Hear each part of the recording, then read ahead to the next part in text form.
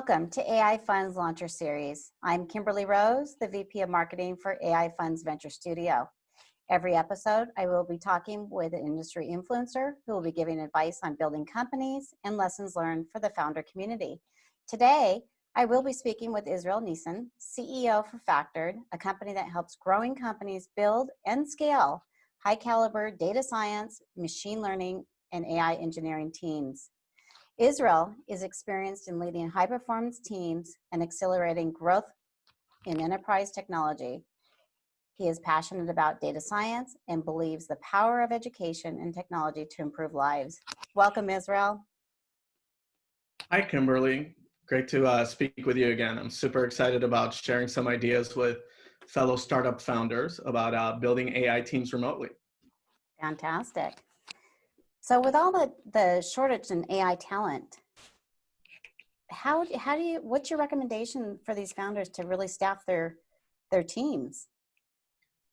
You know, the most important recommendation I often make is actually for founders to look beyond their zip code, right?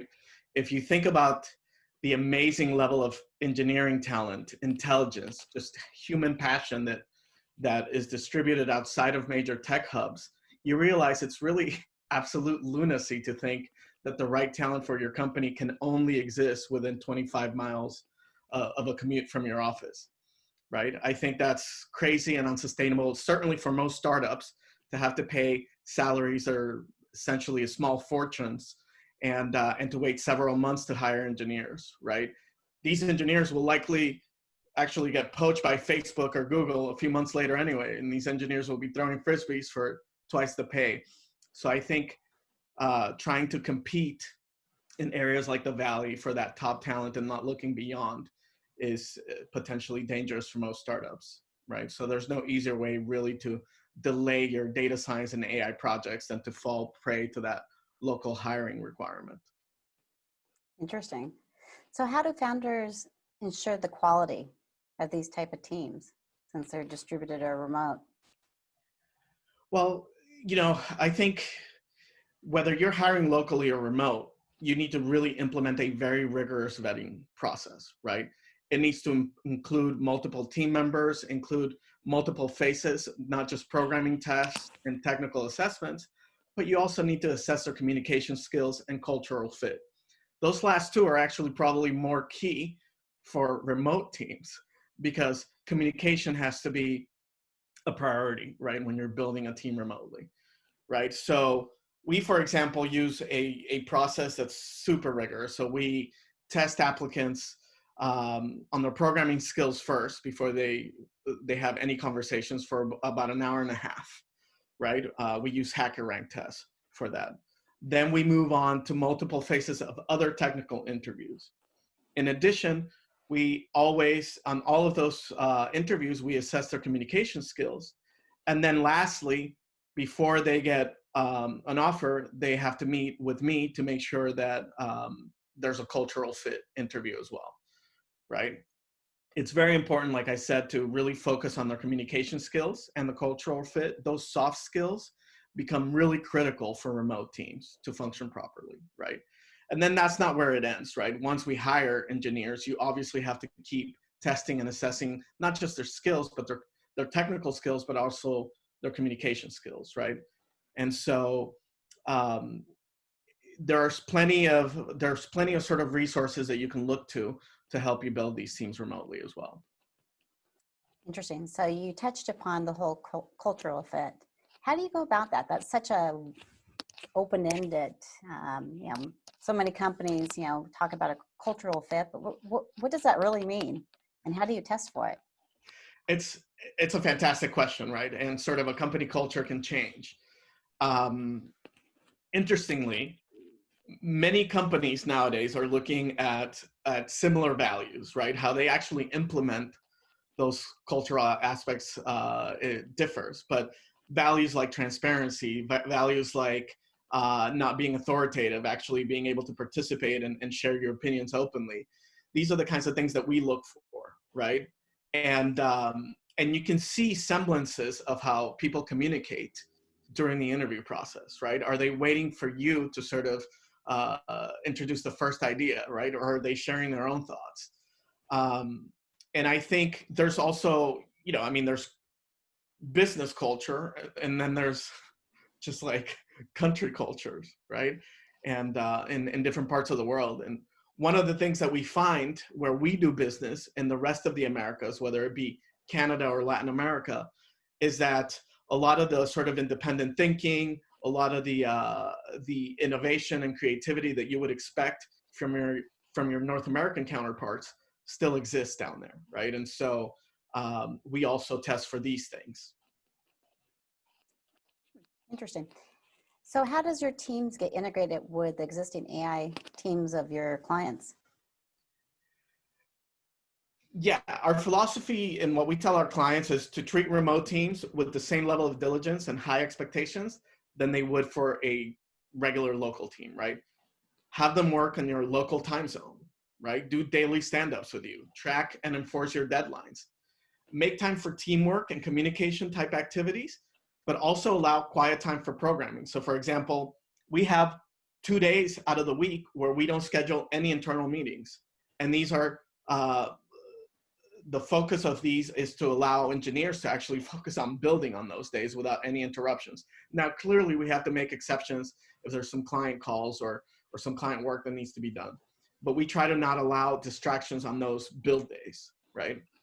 And then obviously, look, with the tools that we have now, Slack, Zoom, Google Tools, Jira, GitHub, it really does sort of make for effective coordination, right? And I don't know that you'll see much difference actually working with your remote teams or your nearshore teams than you would with a teammate who might be in the office down the street, for example.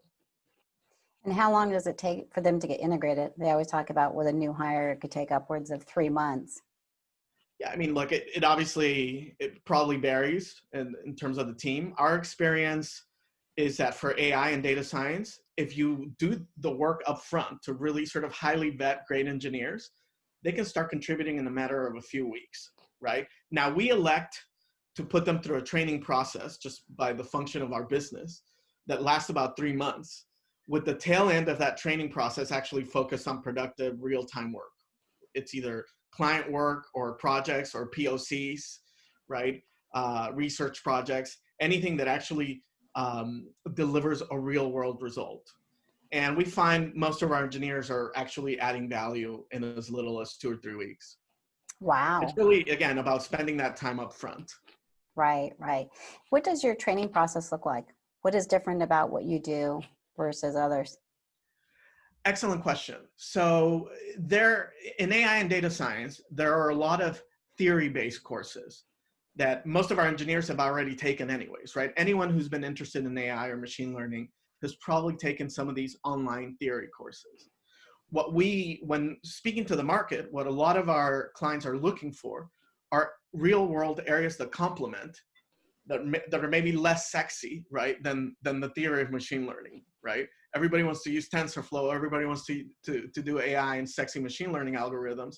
But really, in the real world, you need the data cleansing, the building the data pipelines, feature engineering, things that are perhaps less sexy and more overlooked, and then using real world data sets that are not always clean, right? You have to impute values. You have to sort of really figure out how to get that data to a place where you can start using it. Data engineering is another area that we emphasize, right? Deployment is another area that a lot of these courses essentially ignore pretty much, right? Data engineering and deployment of these models are basically ignored in most courses. So what we do is we don't just focus on the theory, but we focus on real world practical applications and expose them to the kinds of troubles and problems that they would run into in the real world. Interesting. So I hear that Andrew Ng is part of your company. Yeah, so Andrew Ng is an advisor. So we founded this company out of the AI fund, and it was Andrew's wish to create a company that tried to address the shortage of AI talent, and so we built this company for that. And are there any industries that you specialize in? You know, we've done a little bit of everything, but we're seeing great success in fintech, working with credit default modeling, credit default predictions, fraud detection models, and some natural language processing for customer service automation for fintech, also for e-commerce and mobile commerce. We've worked with some large companies in that space. And then we just recently had a really good outcome in a project with a mobile carrier, trying to helping them predict which customers were going to churn out of their service. So I think e-commerce, mobile and cloud networks, and certainly fintech. Interesting. So with our pandemic, as it is in the last 2 to 3 months, things have already changed the way we work. What are your predictions, especially around your business? I think the pandemic is really accelerating an acceptance of remote work that was already happening, right? So most large tech companies already had a generous sort of work from home policy. And there were companies like Stripe, Zapier, GitLab that were fully remote, right? Or working on becoming fully remote. And now you hear Twitter and Square and even Facebook are doing the same, right? And then on the other end, remote work flexibility is one of the most common requests from employees, right? So it's really a two-sided evolution. And it's a great employee retention and attraction tool. So from a cost and efficiency perspective, I think it makes absolute sense that we'll continue to see remote work become more important. When we survey most of our employees, actually what they miss about the office has little to do with their productivity. Many of them find themselves more productive working from home, but what they miss is the social interactions, the relationship building, right? And so I think we're probably going to see a world where, the congregation in the office is probably more for social reasons than it is for traditional working reasons. Right. And we can say goodbye to the 10-hour commutes, certainly here in California. Absolutely. Amen. Is there anything else you'd like to share with this founding community that I haven't asked? Good question. Look, I think if you believe that intelligence and talent is equally distributed around the world, right? It makes the perfect sense to sort of look beyond your neighborhoods, look beyond your zip codes to find that talent that wants to work with you, that has the right skill sets. And we have all of the tools available to make that happen. And so I think it's financially and from an efficiency perspective, a lot more valuable for startups to start looking into tapping these untapped resources, right? Stripe, surprisingly, even though they have 4 tech hubs and 4 of the biggest tech hubs 4 offices and 4 of the biggest tech hubs on the planet, decided to open a remote office as their fifth office because they wanted to reach the 99% of engineers that they can't reach in those cities. Just think about that, right? 99% of talent that Stripe was trying to go after does not live in 4 global tech hubs that they're physically in, right? And so look beyond that physical space, and I think you'll find great talent.